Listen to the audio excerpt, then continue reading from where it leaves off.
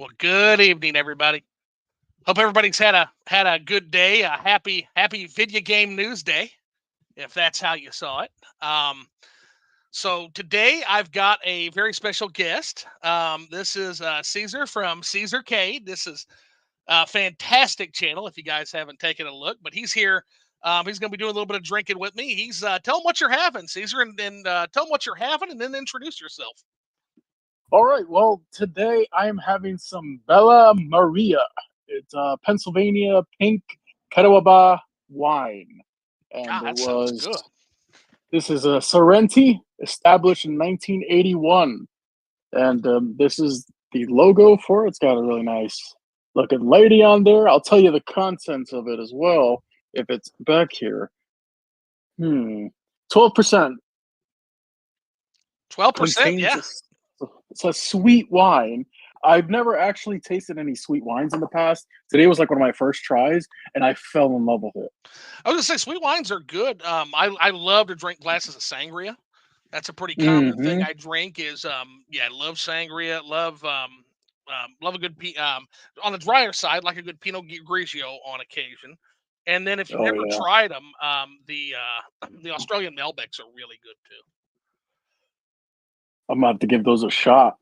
Now, as for Ooh, me, oh, I'm so drinking a smooth. little bit of Strongbow. It's a golden cider, and these are around 8%. So not quite the oomph of what I usually drink, but the good news about these is they're hard cider, so you drink them like they're fucking candy. And so I'm sure by the end of this, I will live up to my show's namesake. So tell everybody a little bit about yourself. How did you get started on YouTube, and how did you get started um, in terms of how long you've been doing it, and what's your niche, what's your specialty?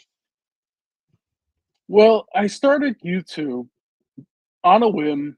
I had a premium edition of Soul Calibur 4 for the PlayStation 3, and I was like, you know what? Let me grab my mom's camera.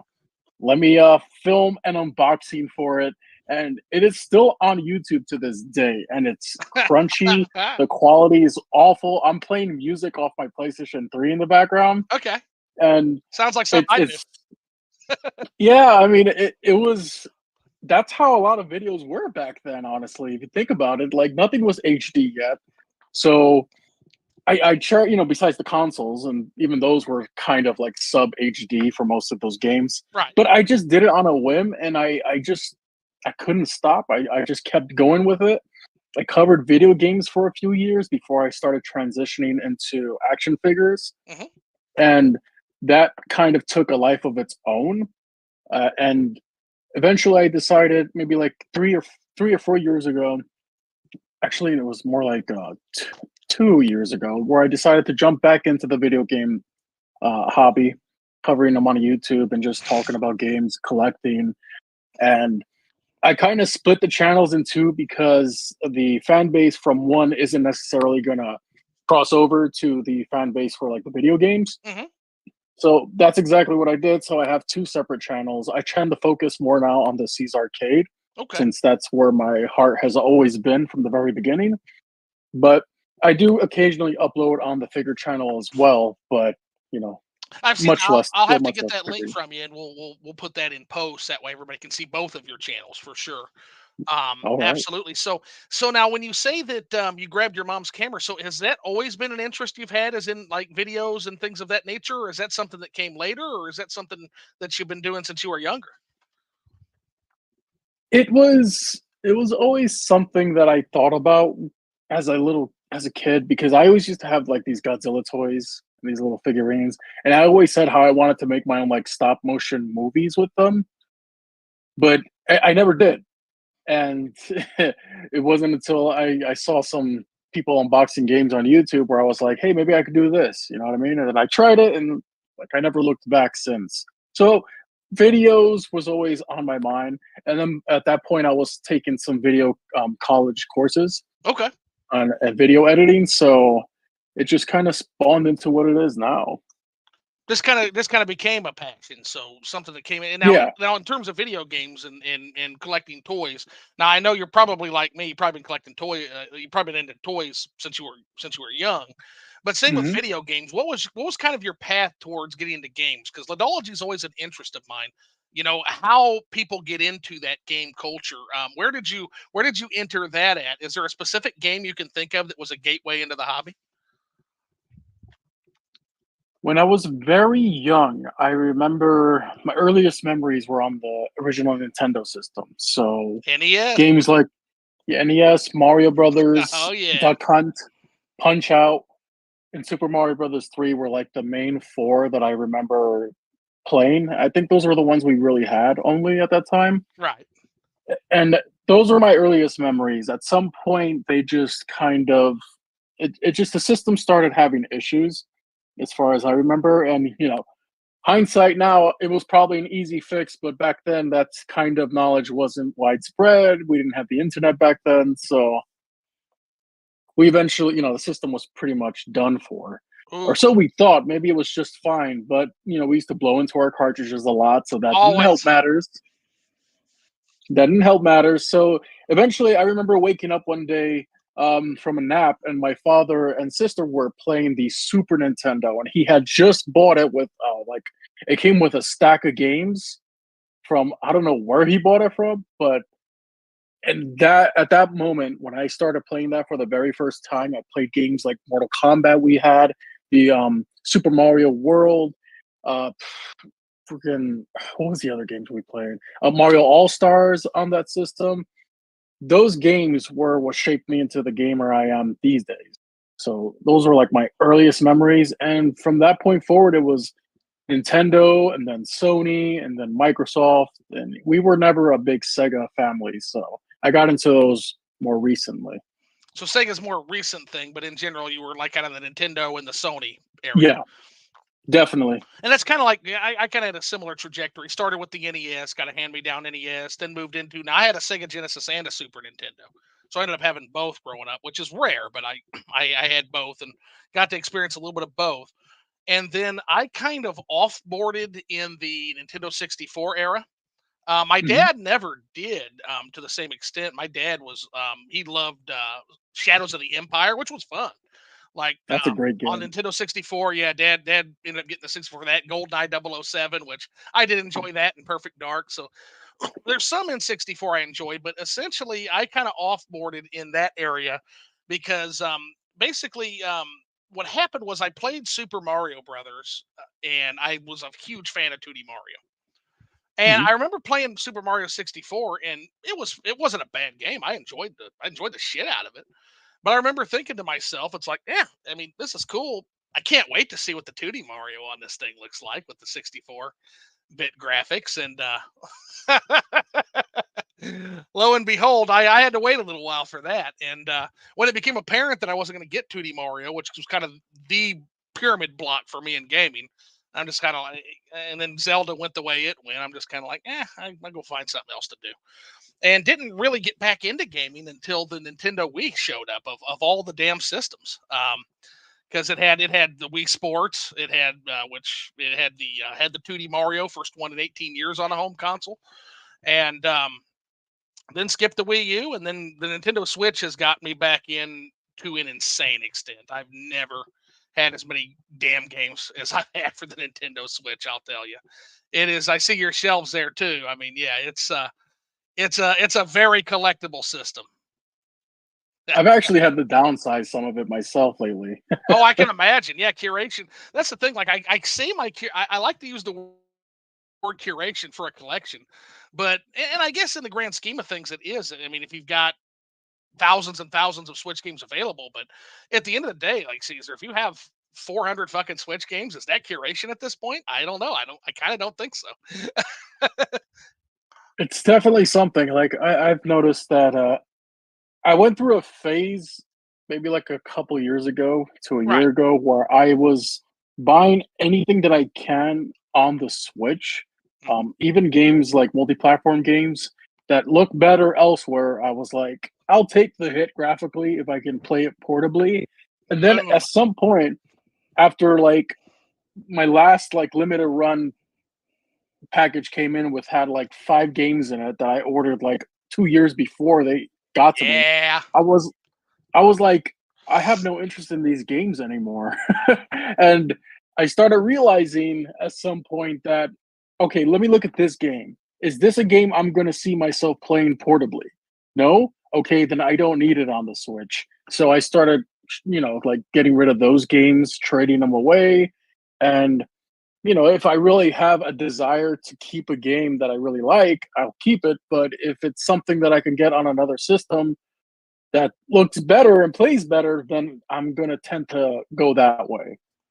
No, I So, can respect that, and I think you hit the nail on the head. Like the portability combined with the cartridges, is fucking compelling as far as collecting. I'll tell you. Um, the portability is what really grabbed me because I'm so busy anymore, and I just don't have the time I used to have to devote to sit in front of a console all day.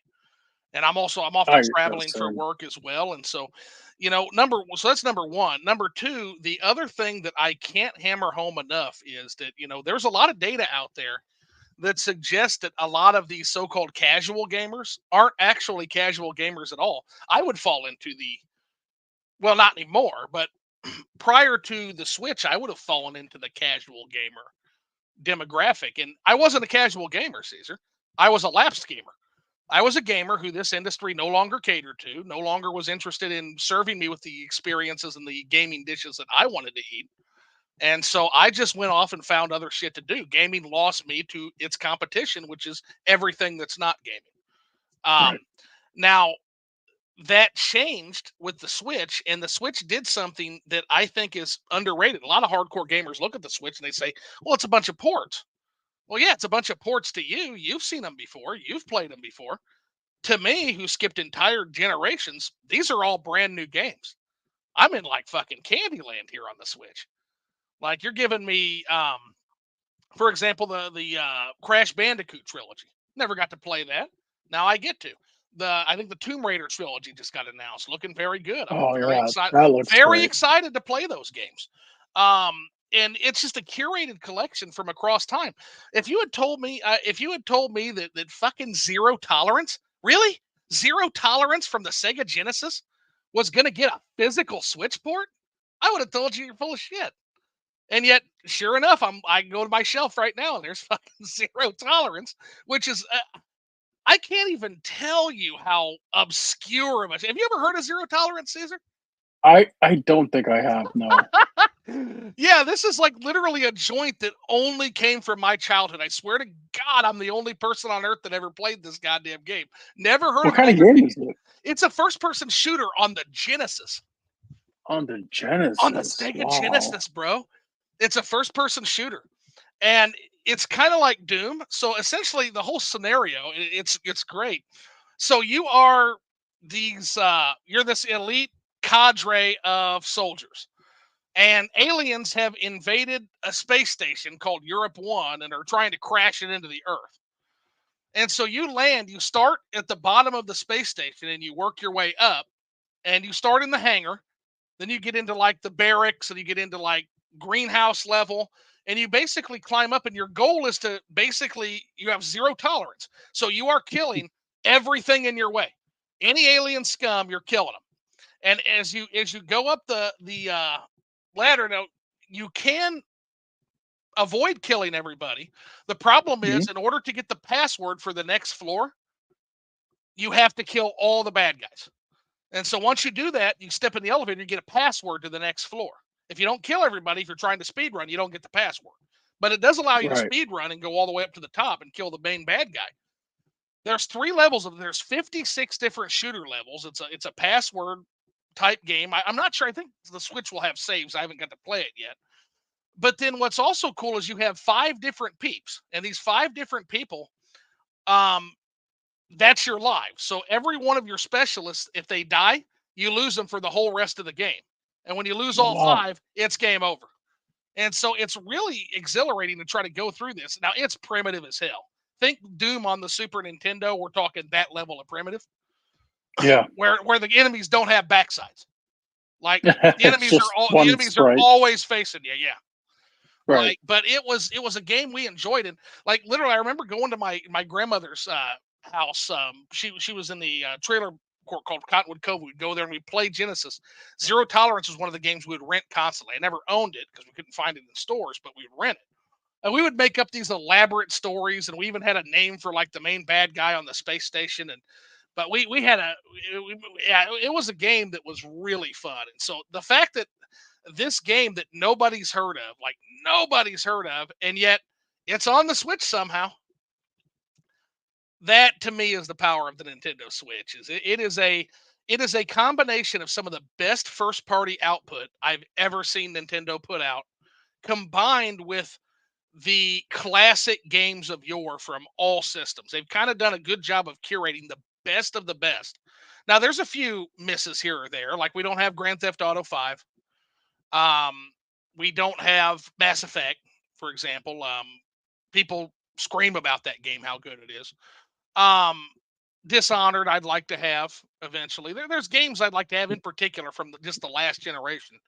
But in general, I mean, you're even getting PC games like Icewind Dale, like Planescape Torment, and again, these are all new games to a lot of people, man. So that's what hooked me in. And it sounds like the portability, at least at first, was kind of the main thing for you. And it sounds like it still is the main thing. Like, hey, if I can play this portable, it's good to go. If not, then I'll try to play it on something more powerful. So It's definitely a system where I see certain games, I'll be like, hey, I don't mind playing that portably. But there are some games where I'm just like, I want to experience that on the TV. You know what I mean? Like Breath of the Wild, I just finished recently, and I wanted to see that game on my TV in all its glory and finish it there. Metroid Dread was another one I liked to see on my oh gosh, TV. Dread was so good. Oh god, that game whooped my candy ass, man. Like I Yep, swear. it will do, Uh, and that's what I love about it. So if you look at Metroid, like Metroid's never been like the bestseller, although Metroid One, OG Metroid sold a shit ton. A point I've made before in a lot of different appearances is how good OG Metroid sold. But the main appeal of Metroid has three appeals. Number one, it's that isolated alien horror setting, right?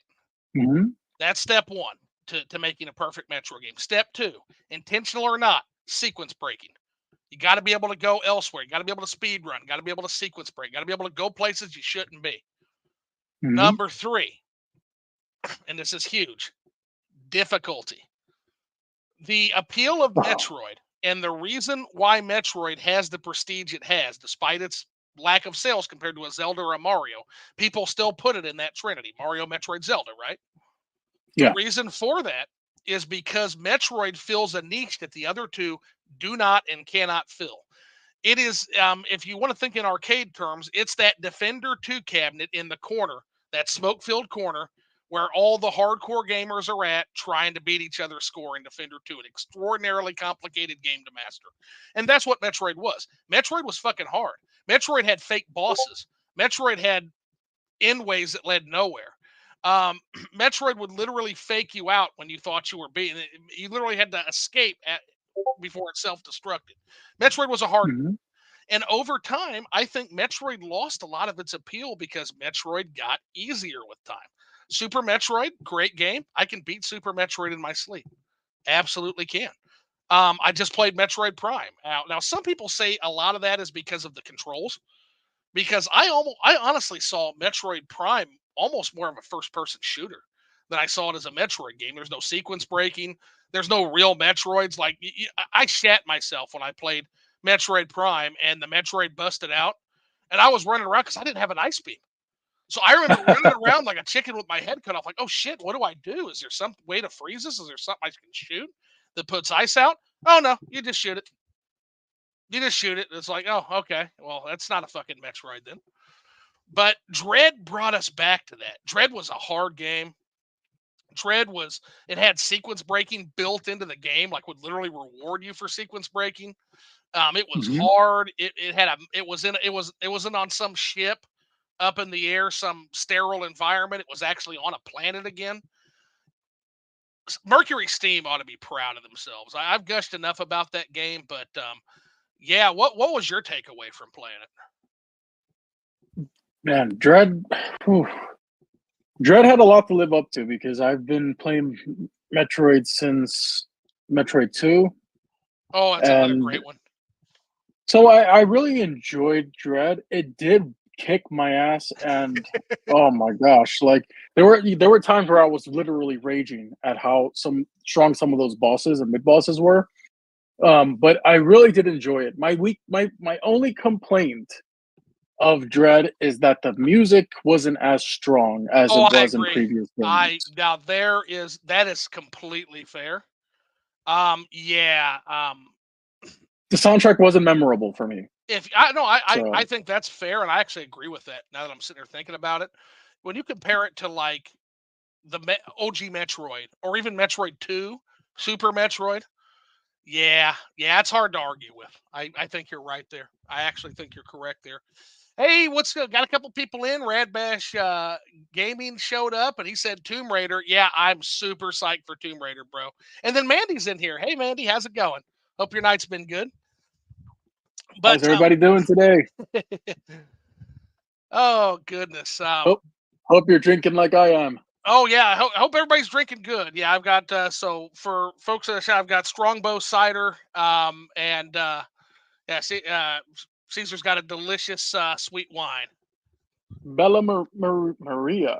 sweet berry wine. Sorry, sweet berry, baby. Doesn't get any So better than that. so the other game you just mentioned is Breath of the Wild. So when last we spoke, you weren't super hot on Breath of the Wild. Has that position changed, or are you still holding firm to that? It has changed indeed. Okay, all right. I actually made a video talking about it. Uh huh. Like my final thoughts of the game and how it's changed. I haven't gotten around to editing it yet, but it's in the pipeline. It's one of those videos that I gotta get out of It's a sometime. slow burn, homie. It's a slow burn. But It is, once and it grabs you, it doesn't let go. it did grab me, and I was playing it religiously until I saw it to the end, and I was really satisfied with it. Yeah, it's There are some fantastic. things here and there are some things here and there about it that I still don't like. Uh, that's not going to change, but overall, it was very enjoyable, and I really, for it being my second Zelda game that I've ever completed, Second. I second, yeah, I've played pretty much all of them, and I own most of them, Uh huh. but this is the second one that I finished. Okay. What's the other one? If you don't mind me asking. Ocarina of Time 3D. Ocarina of Time, of course. Yeah, that's kind of the main. It's you don't know how many people I talk to, and that's where their experience with Zelda begins. And that's why now that I've gotten my Zelda back, my classical Zelda back, I can't be too bitter at the Enuma Zelda games. In fact, I've even said like I hope that they continue to make them. I really do. And the reason I say that is just because the Zelda that I like is selling 30 million copies. Like, yeah, you got to make that. I mean, you'd be fucking stupid not to.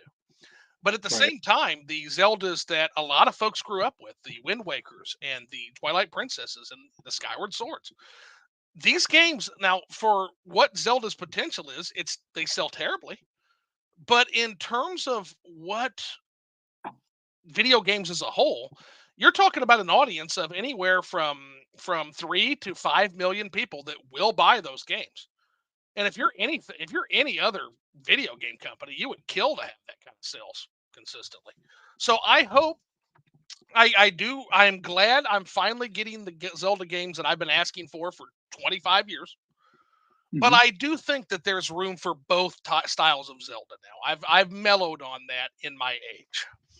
Yeah, I agree. I mean, there's fans of both, Sure. and there's fans of one or the other, and there's a lot of fans. So they're going to sell regardless.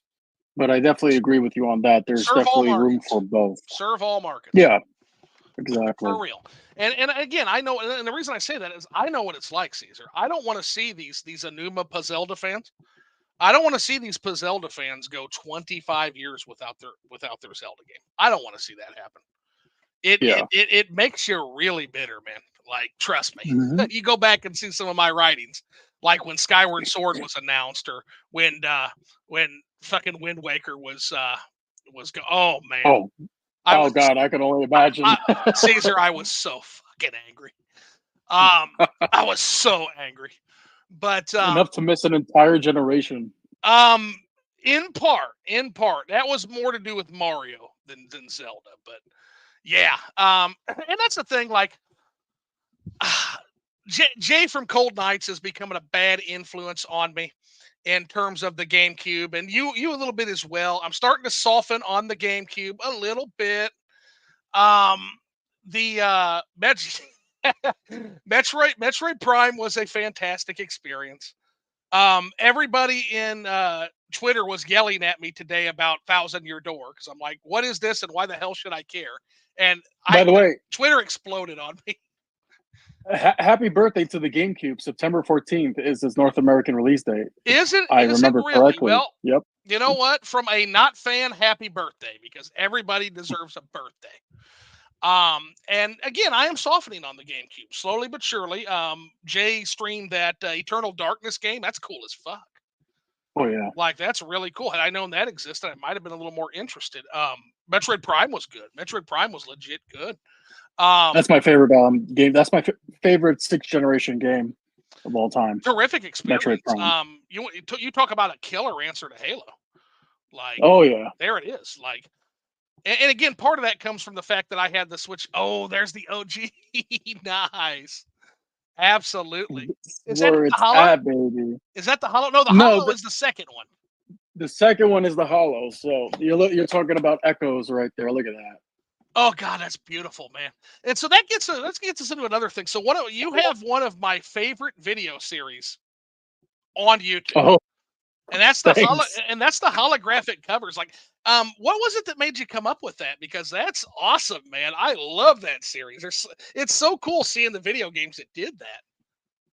So I was like looking through my collection one day, and I was like, some of these games have holographic cover arts, right? The box arts are like holographic, and I was thinking to myself, I'm like, does anybody talk about this? Like, nobody, like I've seen videos of people talk about certain box arts here and there and stuff like that, or like box arts of their favorite series of games, and nobody seems to bring up the holographic ones.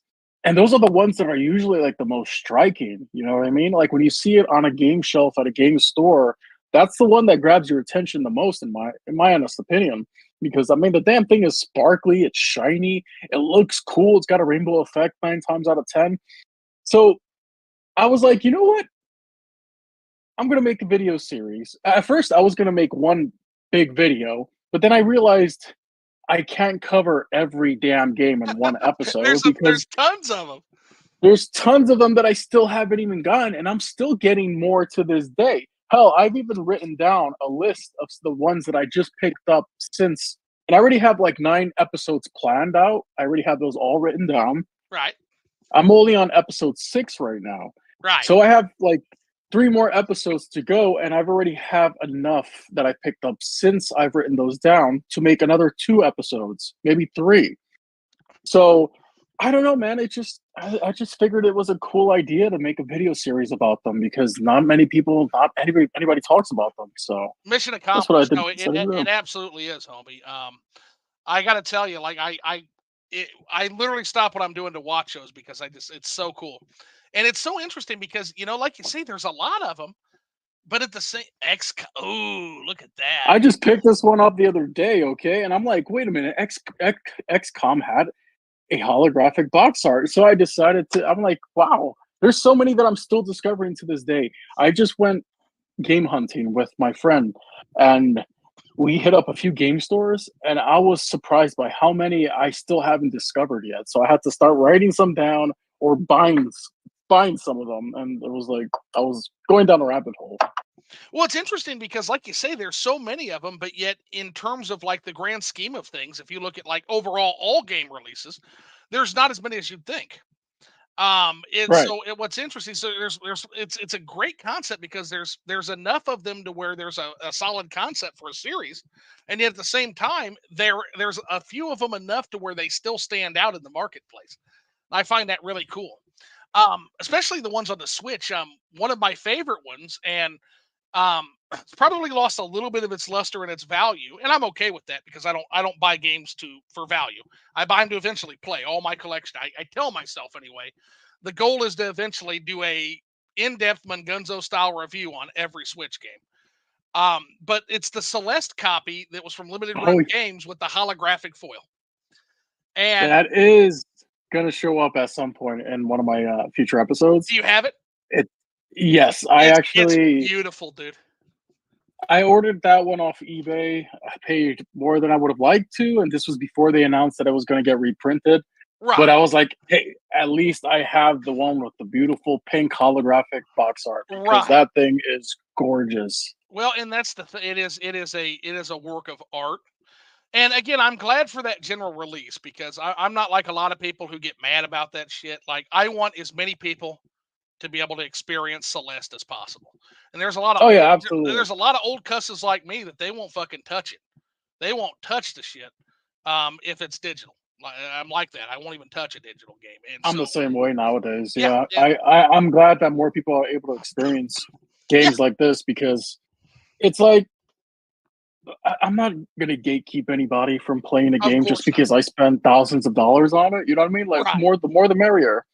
No, You get your version, I got mine. and and you're absolutely right. It's super important. Like I've always said, like, I want there to be digital games. I want there to be cloud games. I want there to be Game Pass. I want there to be PlayStation Plus, Nintendo Switch Online. There ought to be as many ways to play games as people are willing to play those games. Like, absolutely. Just don't take my option away. That's my Exactly. Give me don't the choice. yes, don't take my physical option away. That's all I would ask. The second thing I would say is just to encourage it. If you look at every other industry, whether it's music, whether it's movies, whether it's books, if you buy the digital version of something, it is cheaper. Video games can't seem to figure this shit out. Make That's the digital product a little cheaper. You don't have the shipping, you don't have the manufacturing of the disc and the box. You don't make fucking manuals anymore. I have to buy those separately uh, yeah, I know. from artisans on Etsy. Mhm. Um, so the least you can do is make those a little bit cheaper, and then that would probably sweeten the deal. Now they have a lot more deals digitally, but the reason I don't like it is they can also control those deals. Like they basically can control when those go on sale, when you buy, when you sell, and people don't realize that the moment all those physical games go away, those digital games go sky high Mhm. because there's less games in the market and there's less choice. So I want there to I be lo is I want there to be all choices. I want to grow gaming. That's at the heart. If you ever see all the things the things that I back, the implementations I back, the systems that I support, they're all Mhm. tend to be that blue ocean disruptive innovator like the Wii, like the Nintendo Switch. Although you could argue that the Nintendo Switch in some ways is a sustained innovation on the portables. In some ways it is, but it's also a blue ocean innovation because it's an on-the-go console. So I can see both.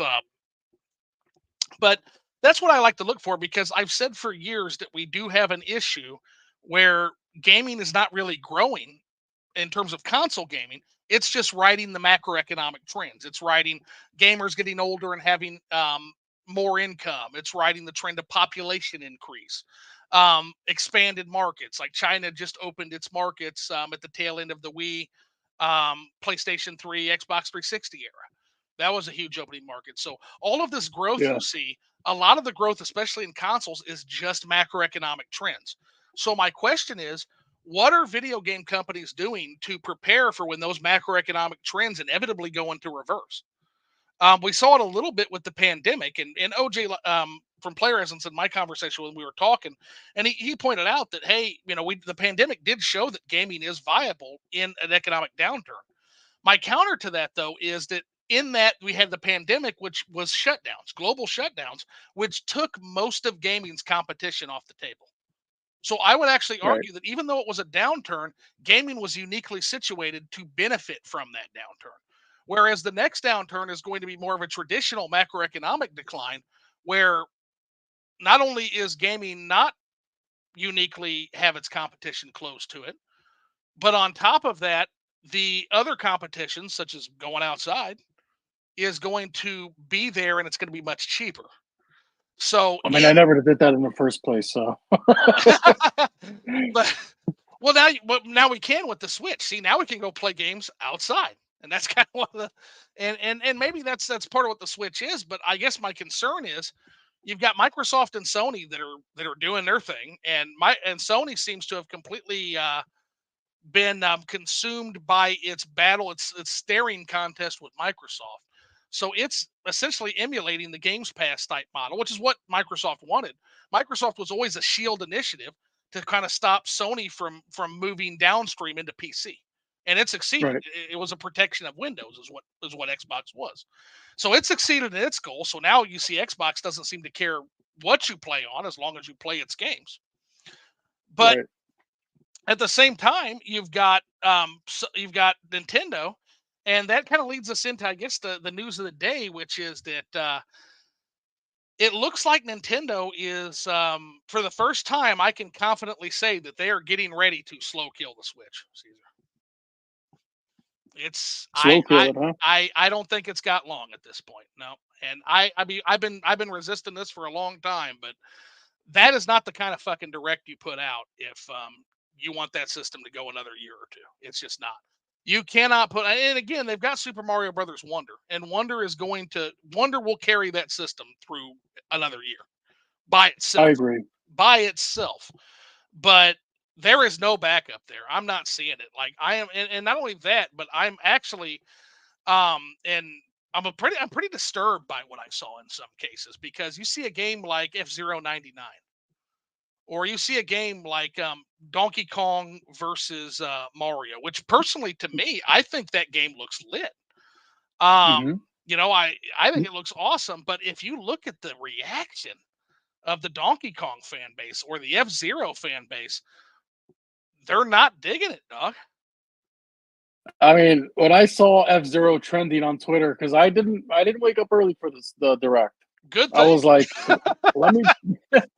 I said, let me check Twitter, see. Oh, F-Zero's trending. That must be the GX remaster or sequel that we've all been I waiting would have for. taken. I would have taken the GX remaster. I hear it's fantastic. Absolutely. And I think it's only a matter of time before that does happen. I mean, look at what you're doing with GameCube games, especially the first party ones. Pikmin 2, they got remastered.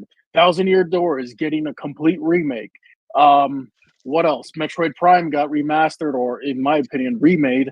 And I think that's the trend we're seeing here with the end of the Switch's life cycle. They're going to get into the nostalgia factor for the GameCube and totally tap into that nostalgic factor that a lot of GameCube owners and fans had, and use that to sell Switches or keep Nintendo fans happy all the way up until the next system's announcement, which I feel is getting more imminent every day. That F-Zero 99 announcement, though, was kind of like, here's your F-Zero, but this isn't the one you wanted. You know what I mean? Like, look, I'm going to play it. I'm going to try it out. I'm probably going to enjoy my I mean, it's time with it. free. I mean, I'm definitely gonna try it. It's free. It's one of the rare digital games I will try because it's fucking free. So I'll definitely try And it. But it looks like Traffic the game to me. yeah, I mean, Like it looks like my daily commute into work every fucking day. there's 99 So, fucking cars on the road bouncing into me constantly. Is that even now? Hold on, we got a comment here. So Keithiest LG says, I just got done playing F-Zero 99. It's good, he says. So I'm not surprised. I mean, My only it's a Nintendo game, I guess. And I'm not saying it's bad. I'm asking the question: is this what we wanted? And given the general consensus that I see out there, to quote one guy, it literally felt like Nintendo was pissing in our face. I saw one guy say they're on like Twitter. they're like, here, you're gonna take it and you're gonna like it because it's F-Zero, but Well, it's not the F-Zero everybody wanted. it's that old story. And then Rush Dog also is in here, and Rush Dog says just popped in, and of course Zoo is talking macroeconomics. Zoo Well, busted out the macroeconomics. I'm over here just with my Sly Cooper plush, sipping some wine. but yeah, well, everybody who, at this point, we're on like the 9th episode. People got to know what they're fucking in for. Oh yeah, absolutely. But and then Bad Belmont says this isn't what we wanted for sure. So we've got we've got some interesting mixed reception here. We got Keithius saying it's good. We've got Belmont saying it's not what we wanted, but that's not necessarily that it's bad. So now Mhm. Keithius, answer me this if you're still here. Did you say it's good? Is it what you wanted? Because I guess that's kind of the $1 million question. Was Mario versus Donkey Kong what Donkey Kong fans wanted? And Two was completely different things. and was F-Zero what 99 what F-Zero fans wanted.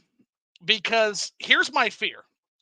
My fear is I've seen this Nintendo before, Caesar. Mhm. This is jerk ass Nintendo. And what I mean by that is this is the Nintendo that is going back to not giving a fuck what we think. You see this every once in a while. You saw it after the Super Nintendo. Everybody, now is the time for 3D. Jump headlong. Fuck those 2D Mario fans. I've made that game. I don't want to make that game again, Miyamoto said. That's what he said. That's what he had to say about us, his largest fan base. You saw it with the GameCube, with every single GameCube game, taking legacy IPs and having these ridiculous reskinnings of these new ideas put into it. Bongo Kong and Window Washer Mario and now you're seeing it again with the Wii U at the tail end of the Wii. Yeah, here, have some Metroid, mommy, other M Metroid shit. Have some Wii music. Have some fucking Skyward Sword. And it just seems like every time Nintendo gets success, it seems like they get this hubris, they get this swellowhead about them, and then they open up the fucking Sparkler and Snake store. Have you ever seen Joe Dirt? I've seen clips of it. I've never Okay, actually sat down. so I can't stand David Spade. no, That's fair, with it. absolutely fair. So there's this one clip that is just it's modern Nintendo to a fucking T, man. And so Joe Dirt is trying to find a Native American tracker to find his lost family. And so Mhm. he sees this Native American guy on the side of the road. He's selling fireworks, and he says, "Hey, can you do the tracking thing for me?" And he says, "Well, yeah, I might as well because the firework stand isn't working." He's like, "Well, I'll help you with that." He's like, "I'll take a bottle rocket." He's like, "I don't have bottle rockets." He says, "Oh, well, I'll take a Roman candle." He's like, "I don't have Roman candles." He says, "You mean to tell me you have a firework stand? You don't have any Husker Dones, Boom Betties? You don't have a single? Why not, dude?" Guy says, "Because I have good stuff. I have the snakes and good stuff. Where's the good stuff? This is the good stuff. Snakes and sparklers." He's like, "No, but you got to have the stuff that blows up, that goes bang, man." He says, "Why don't you have that?" He says, "Because snakes and sparklers are the only ones I like." You're only gonna get what I like. Yeah, here's a sparkler. Hey, 2D Mario fan, here's a sparkler. Enjoy it. Hey, F-Zero fan. Yeah, hey, you like F-Zero? Well, no F-Zero for you. Here's Battle Royale F-Zero. Have a sparkler. Here's Mario versus Donkey Kong. Have a sparkler. Have a snake. I would agree with you. At the same time, I will disagree here. Sure. Never say that Nintendo doesn't listen to the fan base because with the announcement of Mario RPG being remade and Thousand Right. Year Door finally getting remade, it just goes to show how many people were really passionate about those games. How many years we've been begging them to return a form with Mario, Paper Mario. They finally decided to give those games back to fans. And those are two really beloved games. Sure. I'm surprised we got Thousand Year Door a remake for that, but here it is. And it's like, like I get Nintendo, they get through their phases as they go through their phases where yeah, they do have hubris and they start getting into their own shit. I mean, look at Metroid Federation Force. Remember that? Oh Oh god. God. Ah. That was a hard time for me, man. Being a Metroid fan, I was Oh, talk about pissing in your face. Yeah, right after in the last I release was Metroid Mommy. Like, oh you, yeah, like disgusting. I thought Metroid was dead at that point. And when Federation Force was announced, I was taking those golden showers and I wasn't enjoying it, man. But hearing hearing the Thousand Year Door being, finally being remade, and it looks gorgeous. You know what I mean? Like I've yet to finish that game, and I have it on the GameCube. But it's like they have their moments, but I think at this point, it's like you said, it's towards the end of the Switch. They know it's towards the end of the Switch. So what are they going to do? They're doing the same thing they did during the beginning of the Switch when they had nothing really coming out for it. They're using the remakes and the remasters, and they're using that to sell Switches and to keep us happy. So that's my honest opinion on the whole matter. Well, and I think that's fair. And part of it is that maybe my drunk ass is being a little selfish because you're right. Like you're now, here I am, old man ranting about how, they don't listen to 2D Mario fans. They don't listen to classical Zelda fans. Old man yells at Cloud, but yet here they are. And you're right. Maybe they're not listening to me, but fuck, see, they already listened to me. I've got Mario Wonder coming. I got 2 fucking Zelda games that I wanted. So maybe it's someone else's turn to be listened to, and maybe it's the GameCube fan base. You're right. There is a shit ton of nostalgia for GameCube right now. It's riding high, and I'm They sure gave me what I wanted. They gave me what I wanted. They gave me Metroid Dread. They gave me Metroid Prime Remastered. Now yeah. just give me Metroid Prime 4, all right? That's all I want. Where the fuck is that game, man? I'm convinced that's not coming until the next system. Oh, Honestly, do you know I how think. fucking pissed we're gonna be? Well, here's the thing: the way I see Oh it, and my I know god, a I'm lot of gonna be people so have mad. speculated this. This, I think, Prime 4 is going to be the last big first-party Switch game And it'll that's be going to be even better on the next system. cross-platform, just like Breath of the Wild. Cross-platform, like Twilight Princess, like Breath of the Wild. Right. They've done it before. We've seen them do it. It's not going to be Zelda because Tears of the Kingdom's already out. Well, see, So I'm that's what's thinking, so fucking weird about this, man. Like, check this out, Caesar. If you look at this, like, look at Mario Wonder. That's a 2D. That is a mainline 2D Mario Brothers game without new in its mhm, title. First one since World. That thing is going to bring the world down. That's the kind of game you launch a new system with. Tears of the that's Kingdom true. is the kind of game you launch a new system with. I mean, what are they going to come at this new system with, man? I mean, yeah, Metroid Prime 4, but Metroid doesn't sell consoles. It doesn't. It Same. doesn't. You're right. And then Mario Kart, like maybe a Mario Kart. I know that's probably in got to be close to done. But are you going to really be able to compare to a game that has 100 fucking courses and the entire goddamn Mushroom Kingdom and friends that are selectable for racers? I don't know. I don't know how you do a sustaining innovation on that game. But that said, if anybody can do it, it's the people at Nintendo. So if anybody can come up I've with a said way to do it, I've said it time and time and again. The only reason why we haven't gotten Mario Kart 9 is because you can't top Mario Kart 8. That's just my honest it's opinion. it's How it's do you top monster. Mario Kart 8? Well, and so Rush Dog just says, and maybe this is so. Switch 2 launches with a new 3D Mario and a new 3D Pokemon. So that could do, yeah. If you launch with like a 3D Pokemon that they actually take their time with, they don't even have to take their time with it. If you put out a new mainline Pokemon game, yeah, you don't have to worry about sell. Yeah, that's yeah, yeah. I think that's a viable. Now, 3D Mario, I'm less convinced of. Now, 3D Mario has recently, its star has recently risen. It is undeniable. And Rush, you and I had that back and forth on Twitter. It is undeniable that 3D Mario is finally coming into its own and having a real attach rate with hardware. What are we up to? 25 million for a 3D Mario game? Odyssey's got to be close to that. 25, 26 million. That is nothing to sneeze at, man. And that's the first time No, it's you've not. ever seen a 3D Mario game do that. So possibly 3D Mario, but I don't know. Is Mario Odyssey, was that a one-off because of the Switches? Well, it wasn't because Switch didn't have an install base at the time. Is Mario Odyssey a one-off, or can 3D Mario do it again? What do you think, Caesar? I always thought the 3D Mario games sold really well. Um, but I guess Odyssey, you said Odyssey, what does it rank right now in terms of like the top best selling Switch games?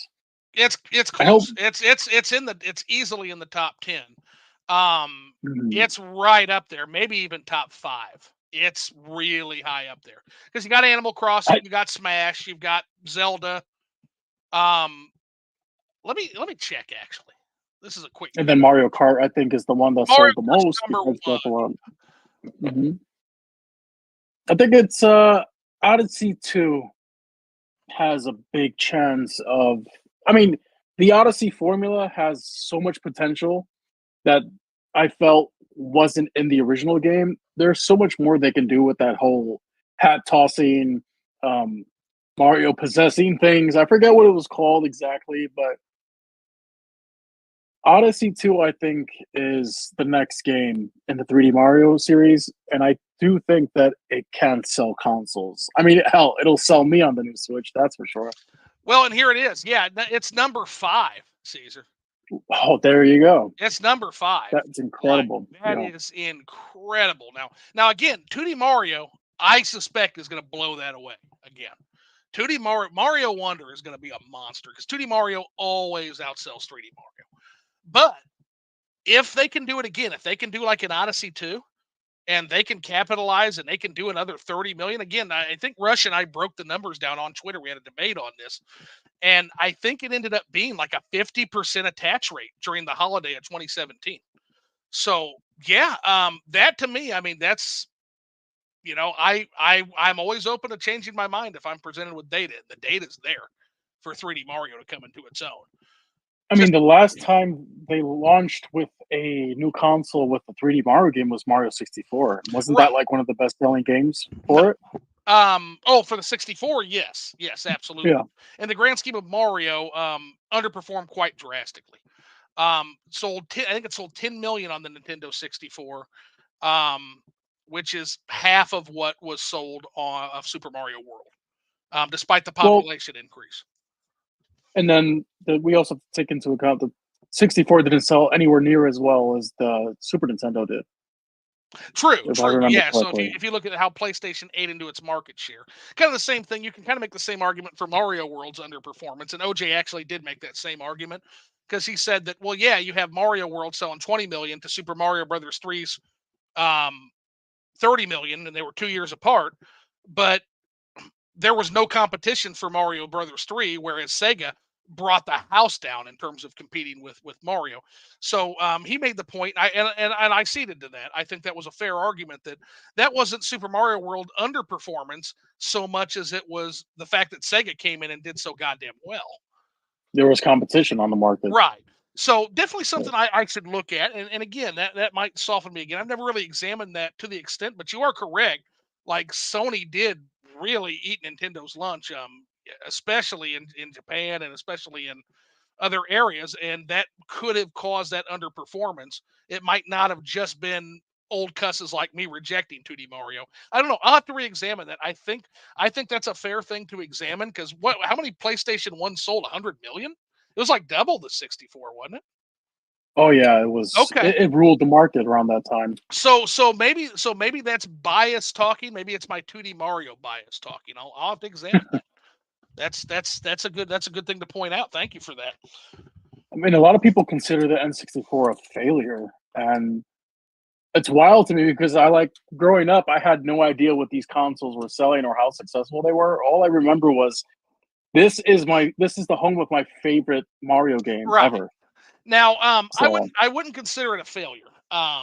Anybody who says the N64 is a failure, only in terms of market share. If you look at Nintendo profitability, yeah, you had that, but you also had the Game Boy Advance, you had the Game Boy. Nintendo's still they're fine, and they typically are fine. And that's actually one of the reasons I'm actually quite concerned about this transition. Nintendo has put all of its eggs in one basket. Now it's working on expanding that. That's what the Nintendo Museum, the theme parks, the movies, that's its new second pillar. But and I think what that is, I think that what that's going to be doing is taking the place of that dedicated console or that dedicated handheld market. I actually see the Switch actually as more of a handheld that can become a console, not vice versa. And so they have to have something in order to kind of blunt the risk of that console transition. The riskiest time for any video game company is the hardware transition. They're scared shitless of them. I remember, back when I was an investor in the Wii, and I remember how scared shitless that they were to transition to that next system, and rightfully so. That was a disaster. But in general, this is different this time. There is no dedicated handheld to buoy things if this goes south this time. So they've got to get those theme parks. They've got to get those movies. They've got to get the merch rolling. they have every right to be cautious, considering if you look at their history. I mean, you went from the Nintendo to the Super Nintendo. Okay, the Super Nintendo sold great, but not as good as the original Nintendo. Granted, there was no competition back then. Right. But then you go from Super Nintendo to N64. you lose a lot of the market share. There's more competition. You go from the Super Nintendo, I'm sorry, the N64 to the GameCube, they were in last place, if I remember correctly, But now it was split three. compared to the But now split three ways. three ways. But if you think about it, it was always kind of split three ways with Sega Right. and Sony. Fair. So there was always the two other competition, and even in the sixth generation, you could count the Dreamcast as competition as well, even though it died an early death and a premature one, if I add. Right. And then you go from the GameCube, which was the least selling console of that generation, still a successful console in the Yes. Yeah. grand scheme of things. One of my Economically, yes. favorites. Yeah. Economically, it did fine. Again, Nintendo But then, manages their money very well. yeah, and then you use the same hardware pretty much, add motion a gimmicky control scheme to it with the Yeah. Wii. You sell gangbusters. You got grandmas and grandpas buying GameCube So Wii's. so Dude, so here's my question to you though. So here's my question: why? What was different about the Wii that wasn't with the GameCube? What was different about it? And the there's several casual answers. appeal. It was Casual the appeal? casual appeal. The fact that grandma can take the Wiimote, swing it her arms around, you know what I mean, and bowl with it, that was enough to sell those many consoles. Because let me tell you, I never owned as many consoles as I did Wii's. If you only knew how many Wii's I've went Right. through in my life. I still have my main Wii that I bought day one. That I got. I was waiting online at Times Square for that one when it launched. I still have it, still works perfect. I've gone through 5 other Wii's that people have either passed down to me or threw out in the building that I work in that I brought home. And I've got my wife's Wii in storage, and I also have another Wii that another resident threw out. You can't get rid of these things; they're everywhere. It's like You it's go, like Garfield, man. It's every yeah, you go from a Wii to the Wii U, and you see how tragic that console was. Doomed to fail from the beginning. What a mess that was. And then you go from, the success to the fail, then to a success with the Switch. And then I could understand Nintendo kind of being a little apprehensive of launching another console, especially when they're doing so well now. You don't want to also kill the momentum you have with the new console. well, that's my So, thing. I actually think they're yeah, about to make a big mistake, actually, because I get where some folks are saying. I get folks like OJ saying, "Hey, you got to strike while the iron's hot. You've constantly got to be ready for the next big thing." But yeah. what I'm reading here is those macroeconomic waters are getting turbulent, man. And I do think that here coming up in a few years, we're going to have more on our mind than brand new video game systems. And in an environment like what's coming, I think that a cheap, disruptive technology like the Wii is going to be very, very well put to sell to people who are cash strapped. And if you abandon that, if you just soft kill that, like it looks like they're doing, and you try to sell us this new system that's going to be $400, it's going to be, I don't know, man. I I'm concerned about it. And to go back to the Wii, like yeah, there was certainly casual appeal for sure. But there's one thing that narrative, and that's the conventional narrative, is it was this fad that was caused by casual gamers. But I Mhm. saw something a little deeper than that. If you look at Wii Sports, one of the things a lot of people don't know. Were you aware the golf courses in Wii Sports were literally modeled off the old NES Sports golf game? No, I completely forgot about that, Look actually. at the Thanks for reminding me. look at the Wiimote. Look at the way if you turn that around, what does it look like? It's an NES controller. If you look at some of the game output for the Nintendo Wii, you got Kirby's Return to Dreamland, first Kirby game, traditional Kirby game in a long time. You've got Punch Out coming back. You've got Donkey Kong Country Returns coming back. And this is the killer for me. So everybody says, oh, the Wii was just a casual driven fad, except that yeah, Grandma bought Wii Sports. Everybody bought Wii Sports. I bought Wii Sports. But then 2008 happened, and we watched gaming literally go through the economic decline badly. It impacted gaming. We all remember those times. We all remember studio after studio going bankrupt, the layoffs, THQ being drawn and quartered. And we remember that inevitably all three systems started to decline, even the Wii. And everybody thought at that point, well, that's going to be it for these systems. But something happened. In 2009, a game called New Super Mario Brothers Wii came out and debuted. And it started selling Wii's out again at the height of the economic collapse. That right there, that puts that whole casual fad narrative completely into question, because grandma, I can tell you, my grandma bought Wii Sports. She didn't buy New Super Mario Brothers Wii. I bought Super Mario Brothers Wii. The lapsed Mhm. gamers who had fucked off for 2 gens showed up for that game. And it was music to our ears, man. And so I think some of it was casual driven, but I think there's a lot of data that would also show that a lot of that was lapsed gamer driven as well, especially in the kind of the later years with Punch Out, with Donkey Kong Country Returns, 6 million for Donkey Kong Country Returns. New Super Mario Brothers. I So Rush Dog says New Super Mario Brothers has casual appeal. I knew a lot of non-gamers back then that loved it. Well, Mario appeals to everyone, but my grandma didn't buy it. My grandma loved Wii Sports, never played Mario. Again, anecdotal, but a lot of folks I know, another friend of mine, Richard, also bought it because, hey, this is the first 2D Mario. Now, I didn't have a DS, so to me, this was the first 2D console 2D Mario in particular in 18 years. And I even said at the time, I said, hey, Nintendo, you can only get away with this once, man, because this is Fireland, Frostland, Plainsland, Desertland. You got to do something new. Got to get inspiration again, like Wizard of Oz, Gulliver's Travels. Got to do that again, man. And then they put out the same shit with New Super Mario Brothers U again, and did not sell the U. But anyway, I digress. But yep, there it is. There it is. The world beater. I would have to say this was the perfect family game as well. I know For when I sure. used to work at For sure. GameStop, this game was selling even a year after it came out. You had a front row seat, baby. Yeah, you had a front row seat I to that game. saw everybody holiday season Sold out. after the game was 2 years after the game was out. We were getting fresh copies in the Yep. in the boxes, and I was like, "We're still getting this game."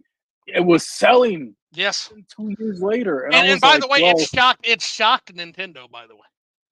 Because oh." keep in mind, Nintendo was, now is the time for 3D. Mario must be 3D now. And it shocked the shit out of them when that game showed up. I remember I was there. I had a front row seat in terms of the investment stuff. They were shocked. They couldn't believe it. And I hate to be that guy, but I think one of the reasons why it sold so well was look at that Wii logo up there. Oh, it is holographic. I'll be damned. It's Look at holographic. That's the only part of it that's holographic. that. But I'm just saying, man. When I That's saw this on awesome. the show, I was like, "Hey, that's holographic." Hey. I mean, the game cover is not holographic, but that is. So Never underestimate the power of the holofoil. Might have absolutely had something to do with it, but exactly. so I got to tell you, overall, it's been a joy kind of watching your channel grow, and to also see your other stuff. Now, you also collect action figures. So, how has that also been kind of a lifelong thing, or is that something that that also you came into? That was something that it's kind of been a long time thing. I've always like loved getting figures and action figures and stuff like that as a kid, for Christmas and stuff like that. In particular, I really started going hard in collecting around 2016, 2015. I had a lot of disposable income. I was still living with my parents at the time, and I was making some decent money from the job I worked at. So I was like, you know what? Let me get these action figures, these highly super articulated Godzilla in particular figures that I've always wanted, but I could never afford. These Right. are high-end collectibles, and ever since then, I've been buying them. I've been collecting from other fandoms that I'm a big fan of. And I mean, if you look at action figures now compared to how they were like 6 years ago, it's like night and day. You know what I mean? Like the technology they have these days, especially with like the facial scan technology, Oh, some of is them are literal. insane. They're literal works of art. Some of these things, man. Like I look at some of the action figures I have for something, say like for Star Wars, and I'm like, I have like a mini Mark Hamill at home. You know what I mean? Like it's so cool. I got freaking Harrison Ford and Carrie Fisher immortalized in figure form on my shelf over here. So Well, I don't know, man. Like it's always been a thing. I remember waking up, and I'll have to send you a picture of this. I've actually got a holographic picture actually right behind me, and I'll never forget Hmm. this Christmas. I remember waking up, and it was the Sega Genesis Christmas. So I had the Hmm. Sega Genesis, along with Sonic the Hedgehog 2. It was the Sega Genesis Model 2 that came with the Sonic Oh 2 yeah. pack-in. Hmm. And there was also this holographic picture of a Velociraptor that, depending on where you stand, it's either got its mouth shut or its mouth open. It's an official Jurassic Park holographic from the movie. Really? Yes, You have to send that to me so I'll I have can to send find you a that. picture. Yeah, it's super cool. And then I also had two alien figures, a mantis alien and a snake alien from like the old school Oh 90s god. toys. The Kenner ones. Yes, the old school. Yeah, like the ones that used to like the action figures you'd play with and stuff. Yeah. I actually have the NECA remakes of those, the Mantis and the Snake Alien. Oh gosh, it's Those got to be things, gorgeous. they're beautiful. I mean, the Mantis has some issues in terms of like being able to stand, given how weird the whole engineering is. But Right. those are two of my favorites in the line. Yeah, Absolutely. yeah, there was that, and then I also later on remember getting the flying alien queen. It was a That they have yet to remake. yeah, That one's going to be a challenge for them. the flying alien queen was something else too. But yeah, man, it's cool seeing some of those figures. In particular, some of your Godzilla figures is super jealous, by the way, because I don't I am limited in my shelf space that I can devote to this stuff, and so Hmm. I have a girlfriend with serious veto power essentially, and Hmm. so I would certainly display more if I could, but Well, when we were house hunting, my fiance at the time, now my wife, I was like, we were looking at houses, and I was like, man, I need a room just for myself, just for all my crap. You know what I mean? And when I saw that we found this house in particular, I said, "Is mine to do what I want." And she's like, "Fine, it's all yours." And it's basically become the Cesarcade. This is I have one side dedicated to video games, which is right, what you mainly see behind me right now. uh-huh. And then on the opposite side and the rest of the man cave is just action figures from Godzilla, Star Wars, NECA, Predators, anime figures, Teenage Mutant Ninja Turtles, a very small collection, but it's there. It's a dream come true being able to have all of my fandoms that I adore. Power Rangers over there. You know what I mean? Uh-huh. Just displayed out for everybody to see. It's kind of like a museum of my life and my interest. Yeah, I've got a mini one right here in my office space. I've got a original plush wrestling buddy Ultimate Warrior that I'm pointing Oh at right now. God, Yeah, the Ultimate Warrior wrestling buddies. those are classic. There's a stuffed Raphael, which was my favorite Ninja Turtle. Got a Red Ryder Hmm. BB gun up here. Oh God, good. So I'm kind of You'll surrounded shoot by your eye these. out, kid. You'll shoot your eye out. For sure. So I've definitely got like a little space devoted to some of my absolute favorites. I've got the red Batman action figure that came with like Wow. the disc throwing pack. Like, yeah, it's some old school stuff from my childhood that I couldn't get rid of. Batman the animated series, part of that whole thing. And I got a Ninja Turtle who somehow doesn't have his forearm broke off, which is cool. Got one Ninja. It looks like that's Michelangelo. It looks like so. Can I just? I used to have some of the Ninja Turtle toys growing up. You know, the classic ones that they're like remaking now. Hmm. I forget. I think Hasbro has the rights to make them or something. So it was funny because I had my mother's uncle always used to find toys thrown out and they were in bad shape, and he would repair them.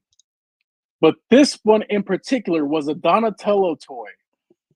He had some type of like backpack that you could fill up with water and he would Right. shoot it out of his mouth, I believe. But he was missing his forearm. Yeah, So yeah, basically, because those forearms would twist. Yeah. right. So this arm was missing. So you know what he replaced it with? A hook. The arm of a Barbie. Oh, so you had a mutant toy. He was a mutant Yeah, toy it was and I like from Toy freaking Story, the loved it. mutant toys, man. It was it was yeah, I wish I still had it to this day, Oh, but that's it was awesome. great. Oh my gosh, that's a relic, man. That would be That's cool as shit. He used to make those misfit toys all the time, but it Oh, was that's awesome. amazing. That's right out of Toy Story, man. So is he like an engineer type mind? My dad's like that. Like he can figure anything out as far as that kind of stuff He goes. he was an interesting fella. Let's just leave it at that. I mean, My when he kind of went guy. into his apartment, dude, he had VCRs and radios stacked to the ceiling behind the couches. It was I never understood it at the time, and I still don't to this day. But maybe now I can relate to him because I'm probably doing the same with my video game consoles. Well, I got a friend named V. I actually interviewed her a while back, actually, on here, and she's not a content creator or anything. She's just an old friend of Hmm. mine. But she actually one of the few people who's actually seen my face. She knows me in person, and so she came on and did an interview with me. And her dad used to go fix old computers and arcade machines. So they would literally hire her dad to like come into some of these like rich houses that would have whole arcades in them.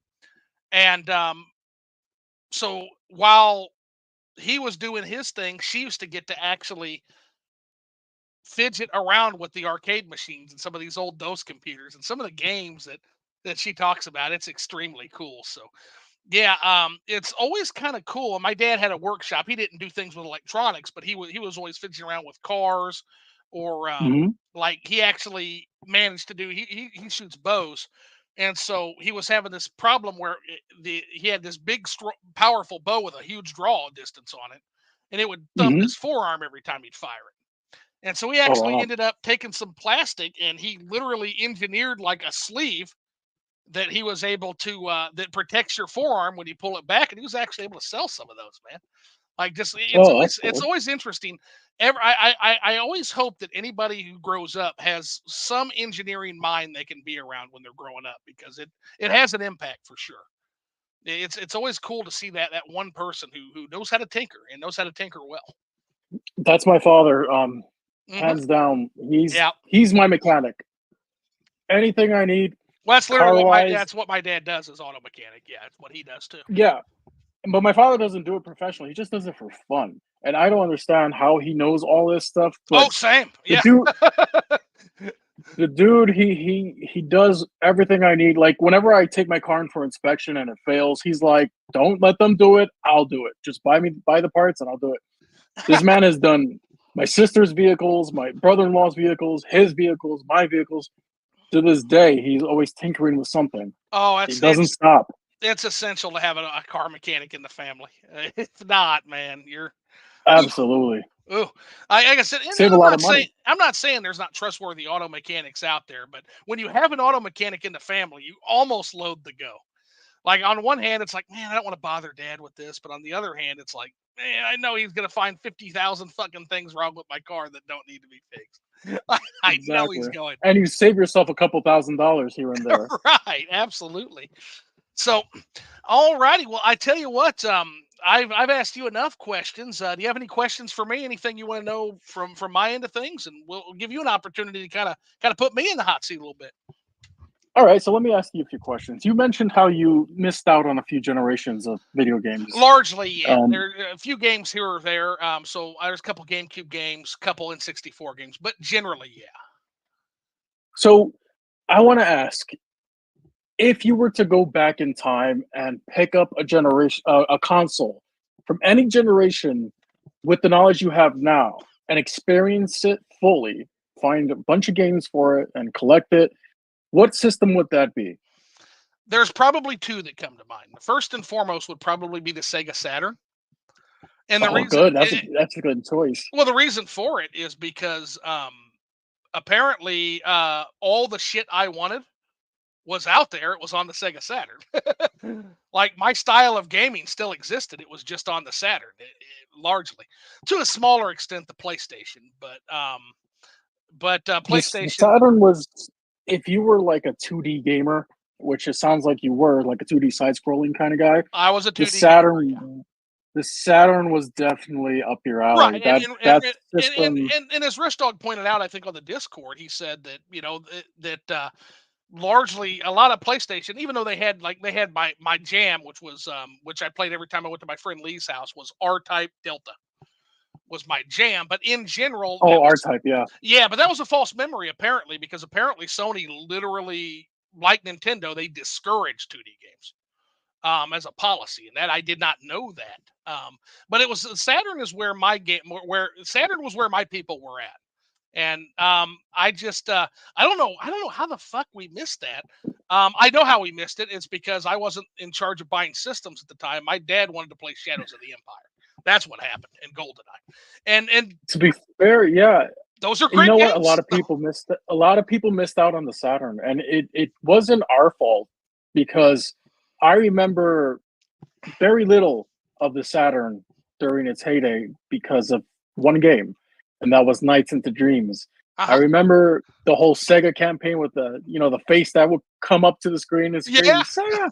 Yeah. Yeah, that's all I remember of the Saturn. And before I knew it, it was a dead system. They moved Oh, on.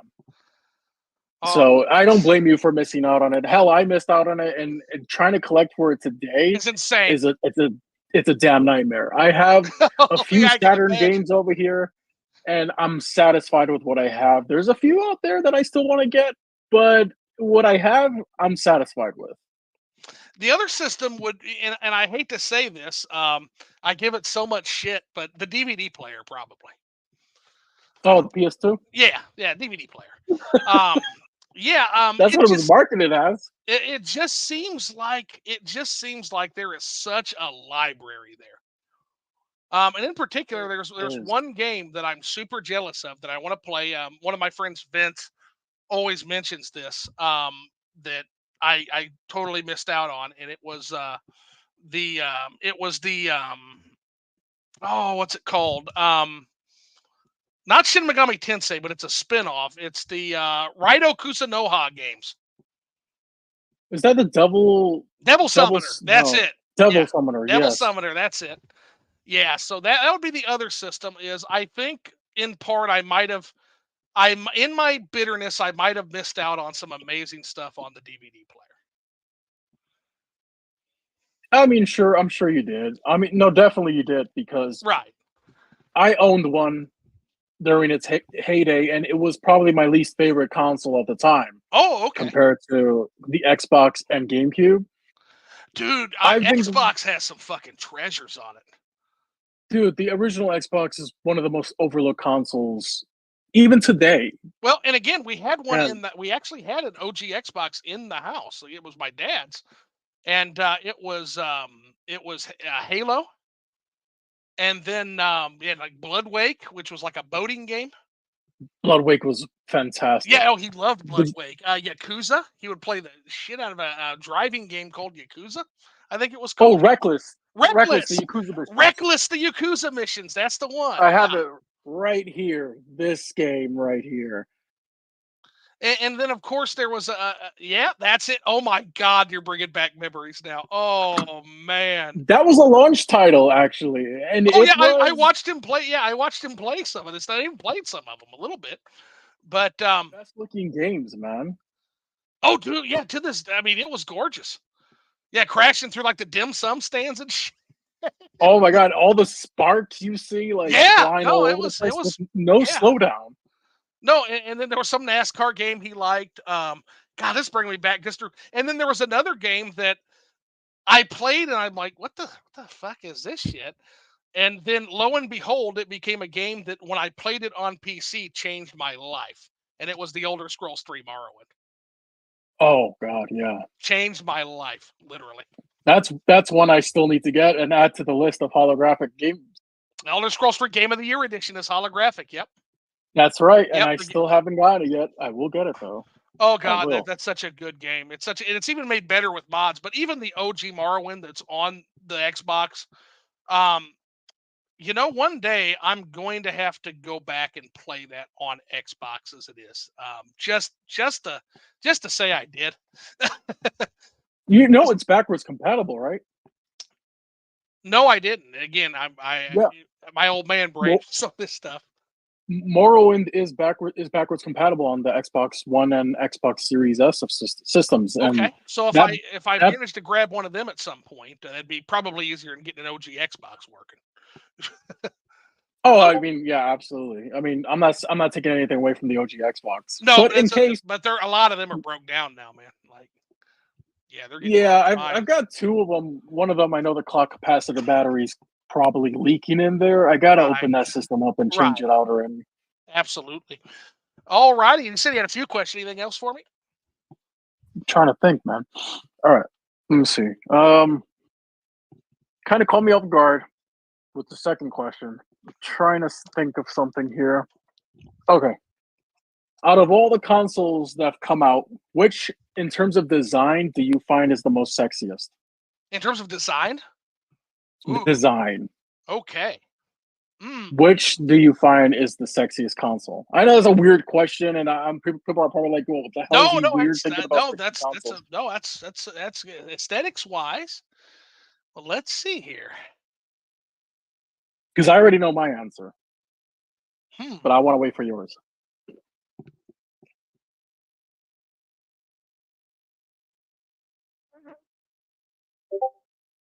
Consoles I've owned or all consoles? All consoles, any console. Like, I'm sure you're familiar with all the consoles and how they look and the different variations of them. I'm going to go.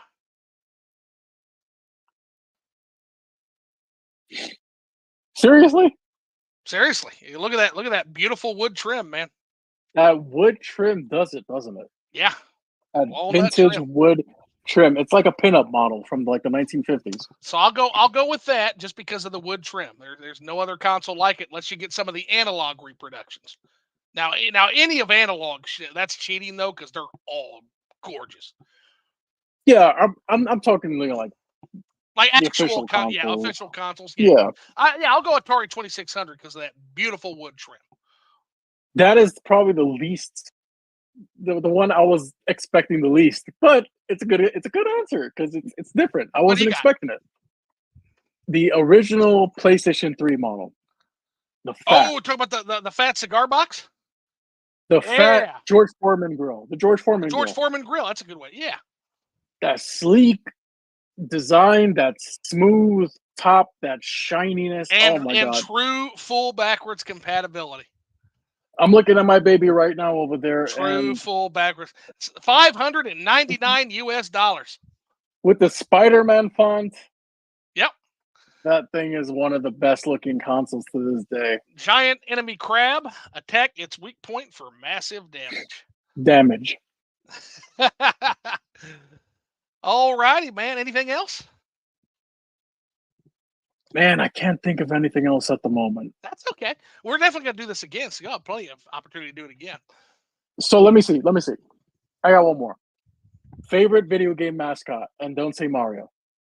Yeah, I can't. Well, it's not Mario. Don't say Sonic either. No, no, it's Jack Frost. They're exempt. Shin Megami Tensei, Jack Frost. Jack Frost. Oh, Such a cool little guy. Hee ho. I. He's yeah. He's got what I love about it. He's got that simplicity. You know what I mean? You Mm-hmm. kind of know who he is and where he's from. Yeah, When I see Jack Frost, I'm like, that's Atlas right there. absolutely. Yeah, that's true. He's kind of the little guy's kind of transcended Shin Megami Tensei at this point. He's now, yeah, he's like the whole company now. Yeah, for real. Yeah, he's basically the Prinny of the NIS. You know what I mean? He's like Oh, their Prinny's too. mascot. Yeah, Prinny's too. Dude. Prinny's too.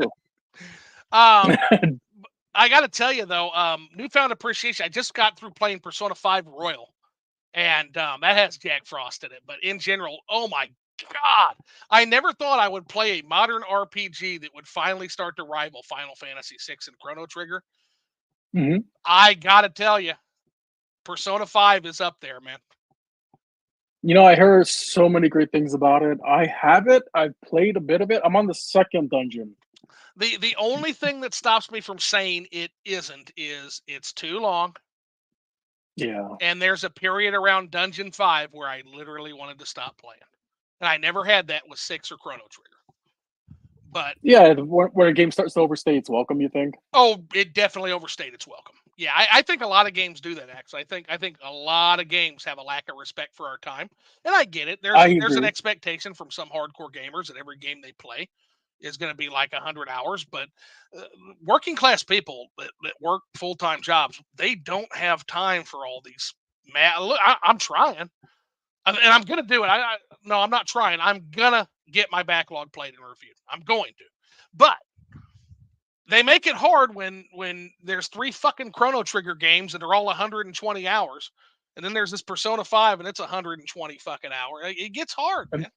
then you got all these Trails of games and these Cold Steel games Yeah, that are like, and again, I oh, promised Mandy, I promised Mandy and Emily that I'm gonna start those. But I promised Nish that I'm gonna do Xeno, and I'm doing Xeno right now, and so I'm just pulled in too many directions at this point. I feel These bad goddamn because RPGs. I'm the same way. I told the group, hey, I'm starting Trails of the Skies, and I still haven't really played it much. So I'm like, I feel like I shouldn't even be in the Discord talking about these games when I've barely played them. It's just too much. It is. It is. And realistically speaking, that's the thing. Like, I guess I should quit crying a little bit over the Switch ending, because if the Switch ended today, my crybaby ass would have more games than I can play in 3 lifetimes that I've got on my Oh backlog. yeah, So, in a way, absolutely. I guess I should quit crying. But damn it, I wanted to see it past the DVD player, and it still might. But not when you factor in the macroeconomics and you combine the PlayStation 2 with the PSP. If you adjust for population growth and you add the PSP into the mix, which you should, to be fair, because the Switch is a Hmm. hybrid console, it combined its markets. Um, there's no way because now you're at like 230 million to pass the DVD player, and it's not going to happen. So, And the PSP also came out around the time where the PS3 was kind of like out by then. So oh, did the PSP it, kind of was yeah, it kind of cross generational in the classical handheld way? it was kind of. I remember the PSP. I remember linking my PSP up to the PS3, mainly just to like save files and share those.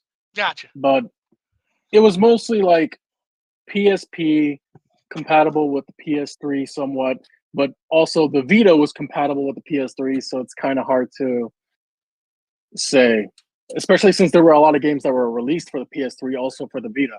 So there's that too. Fantastic. And okay, so now tell me, what's your mascot? Damn. All right. Banjo and Kazooie. Ooh, yeah, Banjo and Kazooie have always been cool cats. Yeah, I dig that answer for They sure. are, if not them, then like if we're talking, I'm just talking like mascot platformers. Right. How fucking Croc. pumped were you when it showed up in Smash? Yeah. Oh my god, dude. Yeah, I was Best, screaming at the top best, of my lungs. best fucking Smash reveal of all time. By the way. At that point, I was happy with Ultimate, and then they released Pyro and Mithra, and I was even happier. So everything after that was kind of Right. like I don't care. Whatever. I That's all I wanted. got what I need. I got what I wanted. I got my Banjo Kazooie, and I got my waifus. So I was happy. So actually, Keithius LG has a good answer too. He says, "I like Dragon Quest Slime." So yeah, Oh, that's a that's a great one. fantastic answer. Talk That's an about iconic one too. simplistic. That is iconic. And then Rush Then Dog says Jack Frost had a Virtual Boy game. No a shit. Virtual Boy game. Yeah, no shit. Seriously? I didn't even think Jack Frost was around back then. Oh, Jack Frost's been around forever. First time I ever saw Jack Frost was on a reproduction cartridge for Shin Megami Tensei 2 on the Super Nintendo. And I think he You know, probably even goes back to NES. I forget how far back Shin Megami Tensei goes. You see, Oh, when I dude, yeah. my first entry into Shin Megami Tensei was Persona 3 Persona on the 3, okay. PS2. Now, So of your Persona games that you played, what has been your favorite of the 3 Persona games? so I played 1, I played 3, and I played 4 and 5. I would say 4 is my favorite. 4, okay. That's a popular Mhm. answer. My- y- y- 4 was the one I got to like the very end, but the final boss just kept destroying me, so I never finished it. Atlas, you motherfuckers, bring that over physically. Oh, come on, seriously, dude. What the fuck?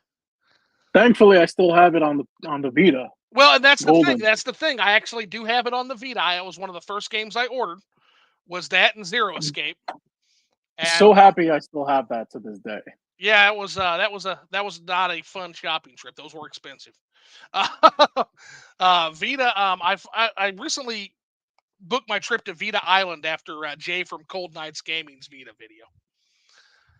The Like, Vita was a great he system. convinced me to buy a Vita. Yeah. And so I at some point, once I get through the Switch backlog, now I got that shit to deal with too. So, all righty. Well, I've got one last question for you, and it's a real Okay. quick and simple one, and we'll end on that note. Did you have fun? Absolutely.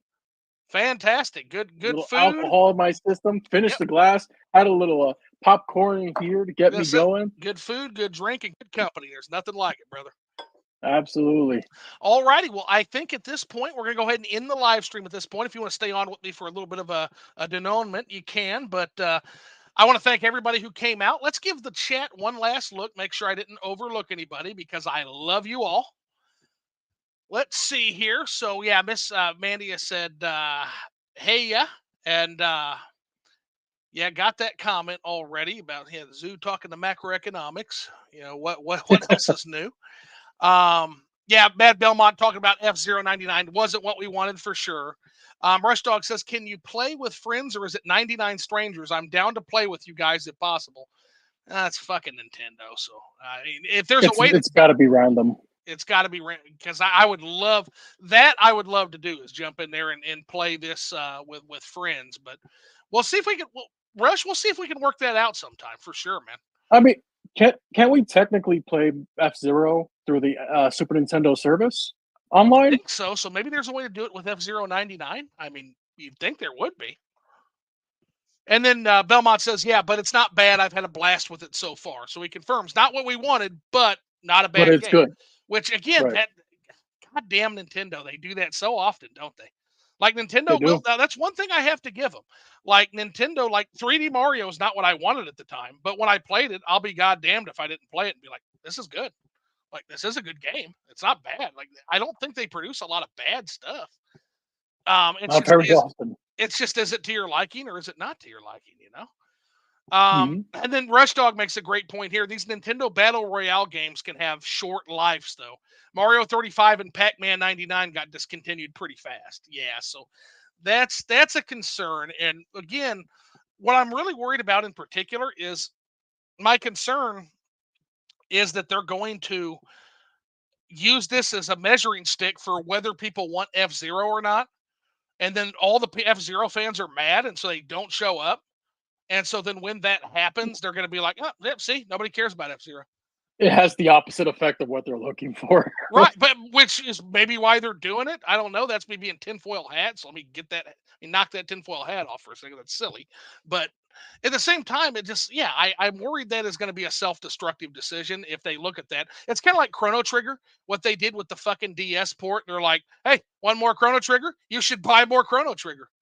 Never mind, it was a full price port of a 20-year-old game on the DS. And so it went into the Bomba bin. But and so they just concluded nobody likes Chrono Trigger. Like bullshit. You fucked it up, guys. You low printed that shit and then you sold it at full price. Like maybe don't do that. Yeah, every game company goes through a bad decisions phase. Nintendo, well, yeah, that's true. Nintendo goes through a lot of bad decisions phases. So does Sony. And well, yeah. When you're right, you're right. To be fair, yeah, like yeah, these are the. It's basically a computer, Ken Kataragi, and How, fucking lying, crying Jim Ryan's crying ass up there. how about Fucking the PSN prices? yeah, yeah. PS, yeah. Oh god, there's another rabbit hole. Oh my god, yeah. What? Yeah, that's a great yeah. Macroeconomic conditions going in reverse. I know what we'll do. Let's up everything by 10%. Yep. Sounds like a winning strategy. You're not the dumbest fucking CEO in the history of CEOs, are you? I'll tell you what sealed it with me for Lion Crying was when he got up there and he told his investors that they were the leading brand in momentum. And then he literally showed this ridiculous pulled out of his ass graph that shows like a green brand and a red brand versus a blue brand, and he called it momentum. Isn't that what all CEOs do? Yeah, to be fair, that's what I try to talk about. Like that's one of the things I talk about a lot, Caesar, is like one of the things that's really stuck in my craw, and you'll hear me talk about it a lot on these liquored up lives, is Metroid sales, for example. And I just use it because it's the easiest example I can fucking pull. So they go and they tell the investors Metroid Dread just sold 3.1 million copies, making it the best-selling Metroid game of all time. Now, there's a problem with that. Now, if you're doing a direct comparison to any other Metroid game, sure, whatever. But keep in mind that OG Metroid sold like 2.73 million copies in 1986. So 2.73 million copies in 1986 fucking pantses 3.10 million copies in 2021. It's not even close. Exactly. Yeah, adjusted just for population, you're in the 6 million territory now. In terms of its actual impact. So yeah, exponential growth, but it doesn't sound good to explain what I just explained to investors. Now you're confusing things. It's much easier just to say, "Hey, got the best-selling Metroid game of all time," and so that's what they do. And so that's yeah, all they need to hear. and you're right. That's what CEOs do. And most investors are not going to be savvy if they don't have a macroeconomics background to go, yeah, that sounds like bullshit. You're making a direct comparison to a game that's 30 fucking years old, bozo. Like most aren't going to be able to do that, and so they don't. And so they just say, hey, sounds good. Here's some more money.